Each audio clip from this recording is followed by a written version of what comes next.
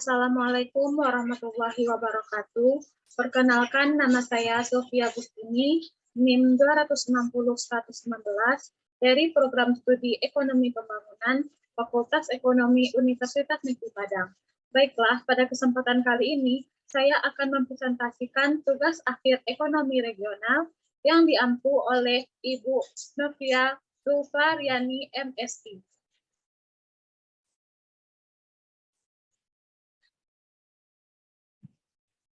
Di mana saya akan menjelaskan mengenai elaborasi tugas LQ, shift share, indeks ketimpangan, dan keuangan daerah. Yang pertama adalah latar belakang. Mengenai tentang perekonomian Indonesia, pada dasarnya pembangunan regional tidak bisa dilepaskan kaitannya dengan pembangunan nasional. Salah satunya adalah menciptakan pertumbuhan ekonomi dan pemerataan hasil pembangunan yang termasuk di dalamnya pemerataan antar daerah atau wilayah. Untuk mencapai sasaran di atas bukanlah pekerjaan ringan, karena pada umumnya pembangunan ekonomi suatu daerah berkaitan erat dengan pengembangan potensi ekonomi bahwa setiap wilayah harus bervariasi dalam sektor ekonomi dan karakteristik yang dimilikinya. Pertumbuhan ekonomi adalah perkembangan kegiatan perekonomian yang menyebabkan barang dan jasa diproduksikan masyarakat meningkat secara terus-menerus dan ditandai dengan peningkatan produk domestik regional bruto atau PDRB di suatu wilayah dalam periode tertentu. Tingkat pertumbuhan ekonomi dalam penelitian ini dihitung dengan produk domestik regional bruto atau PDRB atas dasar harga konstan. Kabupaten Pesisir Selatan adalah sebuah kabupaten di Sumatera Barat, Indonesia. Kabupaten Pesisir Selatan memiliki potensi sumber daya alam yang dapat dikelola dan dikembangkan secara optimal, dapat dimanfaatkan dengan sebaik-baiknya dalam mencapai pembangunan ekonomi yang merata. Selanjutnya, analisa potensi relatif daerah. Pertumbuhan ekonomi Kabupaten Pesisir Selatan, Sumatera Barat terus meningkat dari tahun ke tahunnya. Bupati Pesisir Selatan, Nasrul Abid Dipainan mengatakan, pada 2013, pertumbuhan ekonomi kabupaten tersebut sebesar 5,83%, lalu meningkat menjadi 5,92% pada tahun 2014. Pada 2015, pemerintah kabupaten setempat menargetkan pertumbuhan ekonomi di kabupaten itu mencapai 7,09%. Peningkatan pertumbuhan ekonomi kabupaten itu hingga kini masih didominasi oleh sektor pertanian. Pertumbuhan ekonomi di kabupaten ini cenderung terjadi kenaikan dari tahun ke tahun. Maka itu, pada tahun ini, Pemkab kembali menaikkan menjadi 7,09% pada tahun 2015. Pencapaian pertumbuhan ekonomi di Pesisir Selatan sejak 5 tahun terakhir, seperti pada 2010 menjadi 5,5%, pada 2011 menjadi 5,6%, 2012 kembali naik menjadi 5,7%, dan 2013 mencapai 5,83%. Untuk mencapai target tersebut, tidak lepas dari kerja keras semua pihak, terutama Satuan Kerja Perangkat Daerah atau SKPD di lingkungan pemerintah kabupaten Pemkab setempat. Selanjutnya mengenai studi literatur. Bagian analisis ekonomi regional adalah wilayah maupun sektor dan bukan melihat kegiatan individual. Ilmu ekonomi regional khusus membahas lebih spesifik mengenai wilayah yang mana tidak dibahas oleh cabang ilmu lain. Samuelson 1955 mengemukakan bahwa persoalan pokok ilmu ekonomi mencakup 3 hal utama, yaitu mengenai barang apa yang harus diproduksi dan berapa jumlah yang harus diproduksi. Yang mana hal ini berkaitan dengan kekuatan permintaan dan penawaran dalam masyarakat. Yang kedua, mengenai bagaimana barang itu diproduksi. Hal ini berkaitan dengan teknologi dan aktor yang berperan dalam pengolahan. Aktor yang dapat berperan antara lain adalah negara, masyarakat, sebagai pribadi, kooperas, perusahaan asing, swasta, dan negeri, BUMN, dan badan lainnya sesuai dengan ketentuan undang-undang. Yang ketiga ada untuk siapa atau bagaimana pembagian hasil dari kegiatan memproduksi barang tersebut. Hal ini berkaitan dengan pengaturan sistem balas jasa, sistem perpajakan subsidi, bantuan kepada fakir miskin, dan lainnya. Sasaran yang dicapai oleh ilmu ekonomi regional dan ilmu ekonomi pembangunan memiliki kesamaan, yaitu menemukan langkah-langkah yang harus ditempuh guna meningkatkan kemakmuran masyarakat. Namun, kedua ilmu ekonomi tidak bisa disamakan karena luas cakupan yang berbeda.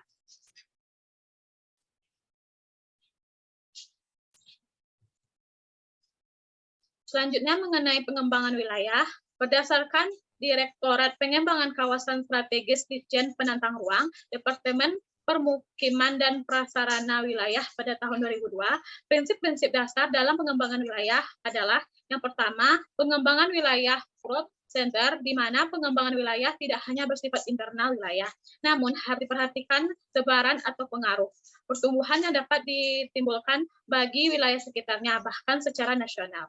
Yang kedua, dalam upaya mengembangkan wilayah memerlukan upaya kerjasama pengembangan antar daerah dan menjadi persyaratan utama bagi keberhasilan pembangunan wilayah. Dan yang terakhir yaitu pola pengembangan wilayah bersifat integral, yang merupakan integrasi dari daerah-daerah yang tercakup dalam wilayah melalui pendekatan kesetaraan. Selanjutnya, mengenai sektor unggulan. Pengertian sektor unggulan biasanya berkaitan dengan satu perbandingan, baik itu perbandingan berskala regional, nasional, maupun internasional. Pada lingkup internasional, suatu sektor dikatakan unggul jika sektor tersebut mampu bersaing dengan sektor yang sama dengan negara lain. Sedangkan pada lingkup nasional, suatu sektor dapat dikategorikan sebagai sektor unggulan apabila sektor di wilayah tertentu mampu bersaing dengan sektor yang sama yang dihasilkan oleh wilayah lain, baik di pasar nasional ataupun domestik. Suatu daerah dapat memiliki sektor unggulan apabila daerah tersebut dapat menenangkan persaingan pada sektor yang sama dengan daerah lain sehingga dapat melakukan ekspor. Sektor unggulan menurut Tumenggung adalah sektor yang memiliki keunggulan komparatif dan keunggulan kompetitif dengan produk sektor sejenis dari daerah lain serta memberikan nilai manfaat yang besar. Kriteria penentuan sektor unggulan. Kriteria sektor unggulan menurut usia 2006 yaitu yang pertama, sektor unggulan memiliki laju pertumbuhan ekonomi yang tinggi. Yang kedua, sektor unggulan memiliki harga penyerapan tenaga kerja yang relatif besar. Yang ketiga, sektor unggulan memiliki keterkaitan antara sektor yang tinggi, baik ke depan maupun ke belakang. Dan yang terakhir yaitu sektor yang mampu menciptakan nilai tambah yang tinggi. Selanjutnya saya akan menjelaskan mengenai metodologi. Ada analisa potensi relatif perekonomian wilayah. Analisa dalam menentukan potensi relatif perekonomian suatu wilayah antara lain, yang pertama ada cara LQ, yaitu perbandingan tentang besarnya peranan suatu sektor di suatu daerah terhadap besarnya peranan sektor tersebut secara nasional atau wilayah atasan. Dengan rumus LQ sama dengan X kecil I per PDRB per X besar I per PNB, di mana X kecil I ialah nilai tambah sektor I di suatu daerah, PDRB sama dengan produk domestik regional bruto daerah I, X besar I sama dengan nilai tambah sektor I secara nasional, dan PNB ialah produk nasional bruto atau GNP. Yang kedua ada cara analisis shift share, ialah analisis yang digunakan untuk mengetahui pergeseran dan peranan perekonomian di daerah. Analisis share ini terdiri dari 3 jenis, yaitu yang pertama ada regional share. Regional share digunakan untuk mengetahui pertumbuhan atau pergeseran struktur perekonomian suatu daerah dengan melihat nilai PDRB daerah pengamatan pada periode awal yang dipengaruhi oleh pergeseran pertumbuhan perekonomian daerah yang lebih tinggi. Di mana rumusnya ialah RJJ sama dengan IJ pangkat 0 dalam kurung Y pangkat T dibagi Y pangkat 0 dikurang 1. Di mana RIJ ialah regional sales sektor I di daerah J selama satu periode. YIJ pangkat 0 ialah nilai tambah sektor I di daerah J pada awal periode. Y pangkat T ialah nilai tambah seluruh sektor pada tingkat nasional pada akhir periode, dan Y pangkat 0 ialah nilai tambah seluruh sektor pada tingkat nasional pada awal periode. Yang selanjutnya ada proporsional shift. Proporsional shift ialah pertumbuhan nilai tambah bruto suatu sektor I dibandingkan total sektor di tingkat provinsi. Mana rumusnya ialah PIJ sama dengan YIJ pangkat 0 dalam kurung YI pangkat T dibagi YI pangkat 0 dikurang dalam kurung Y pangkat T per Y pangkat 0 tutup kurung, di mana PIJ ialah proporsional shift sektor I di daerah J selama satu periode. YIJ pangkat 0 ialah nilai tambah sektor I di daerah J pada awal periode. Y pangkat T ialah nilai tambah sektor I pada tingkat nasional di akhir periode. YI pangkat 0 ialah nilai tambah sektor I pada tingkat nasional di awal periode. Y pangkat T ialah nilai tambah seluruh sektor pada tingkat nasional di akhir periode. Dan Y pangkat 0 ialah nilai tambah seluruh sektor pada tingkat nasional di awal periode. Selanjutnya ada differential shift. Differential shift adalah perbedaan antara pertumbuhan ekonomi daerah kabupaten dan nilai tambah bruto sektor yang sama di tingkat provinsi. Suatu daerah dapat saja memiliki keunggulan dibandingkan daerah lainnya, karena lingkungan dapat mendorong sektor tertentu untuk tumbuh lebih cepat. Lingkungan di sini dapat berarti lahan, tenaga kerja, maupun keahlian tertentu. Berdasarkan keadaan tersebut, maka dibuat perumusan shift share secara kuantitatif, di mana rumusnya ialah YIJ sama dengan YIJ pangkat 0 dalam kurung YIJ pangkat T dibagi YIJ pangkat 0 tutup kurung dikurang buka kurung YI pangkat T dibagi YI pangkat 0 tutup kurung, di mana YIJ ialah diferensial shift sektor I di daerah J selama satu periode. YIJ pangkat 0 ialah nilai tambah sektor I di daerah J pada awal periode. YIJ pangkat T ialah nilai tambah sektor di daerah J pada akhir periode. YI pangkat T ialah nilai tambah sektor I pada tingkat nasional di akhir periode, dan YI pangkat 0 adalah nilai tambah sektor I pada tingkat nasional di awal periode. Selanjutnya saya akan menjelaskan yaitu mengenai hasil dari analisis Elki. Pada Elki ini, apabila Elki besar dari I, maka peranan sektor di daerah itu lebih menonjol daripada peranan sektor itu sendiri secara nasional. Di tabel ini, yang menghasilkan Elki besar dari 1 ialah yang pertama ada pertanian, kehutanan, dan perikanan. Yang kedua, konstruksi. Yang ketiga, informasi dan komunikasi. Yang kelima, administrasi pemerintah, pertahanan, dan jaminan sosial wajib.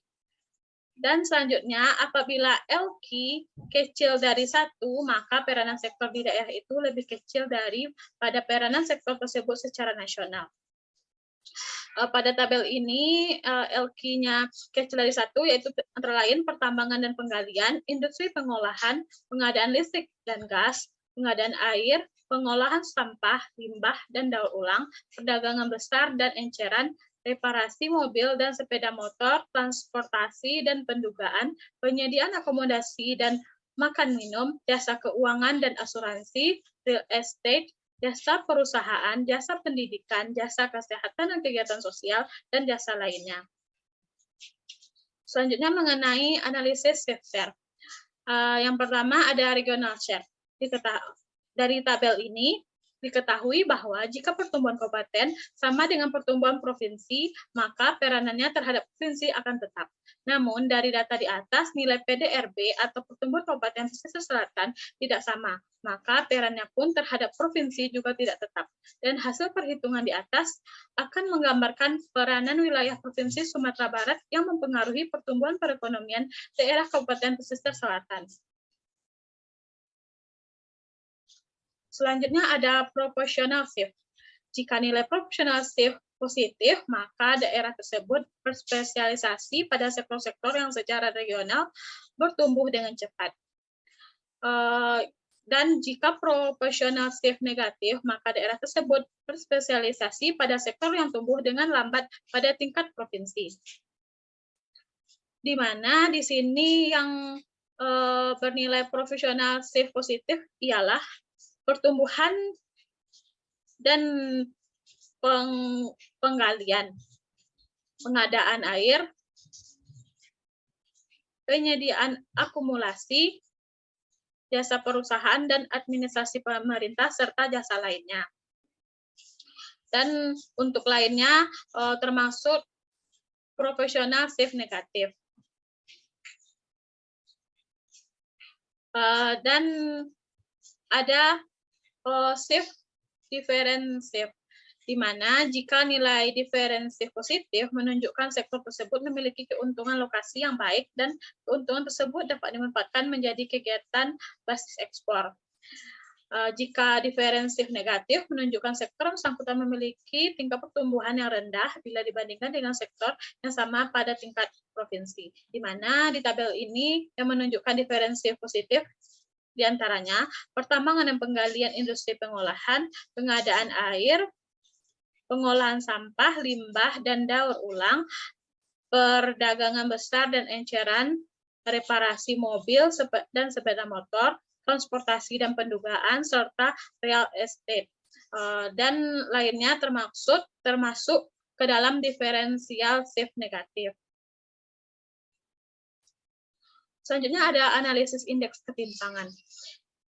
Dari tabel ini menunjukkan bahwa Gini rasio yang dihasilkan yaitu sebesar 0,21545467, yang menunjukkan bahwa nilai koefisien 0 kecil dari GI kecil dari 0,4, di mana distribusi pendapatan yang dihasilkan yaitu tingkat ketimpangan rendah. Selanjutnya yang terakhir ada analisa keuangan daerah APBD. Dari tabel ini, kalau kita lihat dari Kabupaten Selatan di Provinsi Sumatera Barat, kemampuan dari pendapatan asli daerah lebih tinggi yang nilainya yaitu 139,44 miliar dibandingkan dengan penerimaan daerah yang bersumber dari dana berimbang yang nilainya 37,57, yang di sini artinya Kabupaten Pesisir Selatan masih positif dari skala pendapatan asli kabupaten tersebut walaupun nilainya tidak terlalu jauh beda. Jadi dapat disimpulkan bahwa perkembangan pembangunan ekonomi Kabupaten Pesisir Selatan terlihat dari pertumbuhan ekonomi dari tahun 2013 sampai 2014 mengalami peningkatan. Dengan demikian akan terjadi peningkatan kesejahteraan masyarakat yang tercermin dari tingkat pendapatan per kapitanya. Dan hal ini sudah tentu disebabkan oleh peningkatan kualitas di sektor pariwisata yang dilakukan oleh pemerintah daerah. Dan hasil analisis basis ekonomi melalui perhitungan ELKI, maka sektor yang berpotensi dikembangkan di daerah Kabupaten Selatan adalah sektor pariwisata dan sektor yang sekiranya menjadi sektor ekspor yang paling dominan di Kabupaten Selatan. Perbedaan dari analisis ELKI dan SIFSHARE, di mana ELKI merupakan analisis yang ELKI digunakan untuk subsektor unggul perekonomian daerah, sedangkan analisis SIFSHARE digunakan untuk menganalisis tingkat pertumbuhan pada masing-masing sektor yang ada di daerah itu sendiri. Berdasarkan hasil temuan dari kesimpulan di atas, maka beberapa saran rekomendasi yang dapat dijadikan acuan untuk mengoptimalkan pengembangan potensi ekonomi Kabupaten Selatan diantaranya sebagai berikut. Yang pertama, pengembangan ekonomi Kabupaten Selatan sebaiknya dititik beratkan melalui pengoptimalan pada pengembangan sektor pariwisata, sektor pertanian, dan juga sektor industri pengolahan, diantaranya melalui produktivitas dan nilai tambah sektor serta mengoptimalkan alokasi anggaran. Yang kedua, perlu dukungan pemerintah daerah Perda Kabupaten Selatan dalam rangka meningkatkan investasi. Dan yang terakhir, diharapkan kepada peneliti selanjutnya, penelitian ini bisa dijadikan bahan rujukan dan pedoman yang bermanfaat dan menambah wawasan pembaca hendaknya. Baik, sekian presentasi mengenai tugas akhir dari saya. Mohon maaf apabila terdapat kesalahan kata dalam menjelaskan materi. Terima kasih. Assalamualaikum warahmatullahi wabarakatuh.